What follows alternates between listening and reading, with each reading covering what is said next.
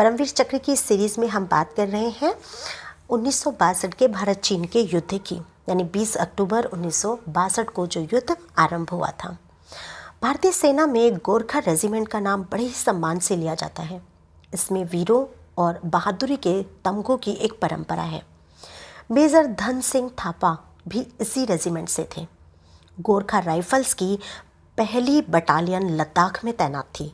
यहाँ पर एक पहाड़ी की चोटी श्री जय पर इनकी एक चौकी थी, जिनकी कमान मेजर थापा के पास थी।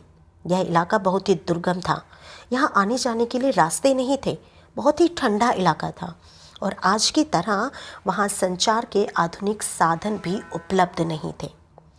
20 अक्टूबर 1962 को सूरज उगते ही चीन की तरफ से भारी तोपों से गोलाबारी शुरू हो गई। मेजर थापा की चौकी पर कुछ ज़्यादा ही गोलाबारी हो रही थी, जो यह संकेत था कि अब दुश्मन आक्रमण करेगा। ऐसा ही हुआ। भारी संख्या में चीनी सैनिकों ने यहां आक्रमण कर दिया।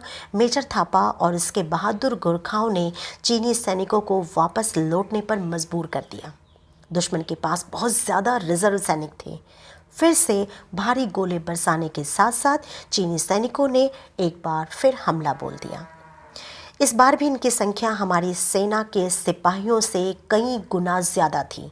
पर कहते हैं ना, युद्ध सैनिकों की संख्या से नहीं, उनकी हिम्मत और उनके मनोबल से जीता जाता है। कम संख्या होते हुए भी भारतीय सैनिकों ने दुश्मन को मुंह तोड़ जवाब दिया और उन्हें पीछे हटने के लिए मजबूर कर दिया।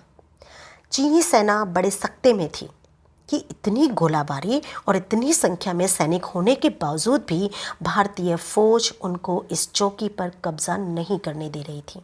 इधर पिछले 2 आक्रमण में हमारे बहुत ज़्यादा जवान शहीद हो चुके थे और जो बचे थे उनमें भी ज़्यादातर घायल थे।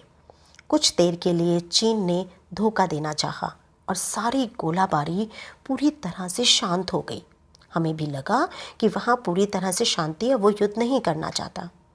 इधर मेजर थापा अपने बचे कुचे सैनिकों को इकट्ठा कर उन्हें दोबारा नई रणनीति समझा रहे थे, उन्हें प्रोत्साहित कर रहे थे और नए सिरे से मोर्चाबंदी की जा रही थी। उसी समय उधर चीनी सेना भी अपनी योजना बना रही थी। मेजर थापा को पता था कि जल्दी ही तीसरा आक्रमण भी होगा, क्योंकि वो इस शांति की दस्तक को समझ पा रहे थे। उन्हें पता था कि चीनी सेना खुंदक खाए बैठी हुई थी और आसानी से वो इस पोस्ट को छोड़ने वाली नहीं थी। जैसा मेजर थापा ने सोचा था, इस बार फिर आक्रमण हुआ। चीनी सैनिक कई गुना ज़्यादा तादाद में टैंकों के साथ आगे बढ़ रहे थे। मेजर थापा ने फैसला किया कि अब चौकी में रहकर मरने से तो अच्छा है कि दुश्मन का ज़्यादा से ज़्यादा नुकसान किया जाए। वह बंकर के बाहर कूद पड़े और इन्होंने कई चीनी सैनिकों को मौत के घाट उतारा, लेकिन अंततः उन्हें चीनी टैंकों और फौज ने घेर कर युद्धबंदी बना लिया। उन्हें ले जाकर बहुत यातनाएं दी गई, पर दुश्मन उनसे कोई भी राज नहीं उगलवा पाया। इस बहादुर गोरखा को उनकी शानदार नेतृत्व क्षमता, युद्ध कौशल और साहस के लिए परमवीर चक्र से सम्मानित किया गया। मेजर थापा हमेशा हम सब के दिलों में इसी तरह एक बहादुरी के निशानी के रूप में जिंदा रहेंगे।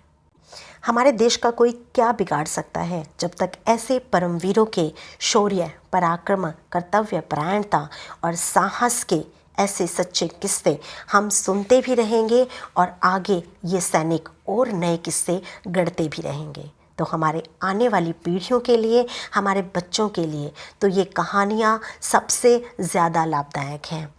ये वो कहानियाँ हैं जो हमारे दिल में, हमारे देश के लिए वही जोश और उमंग जगाती हैं, जिसकी आज के समय में सबसे ज़्यादा आवश्यकता है।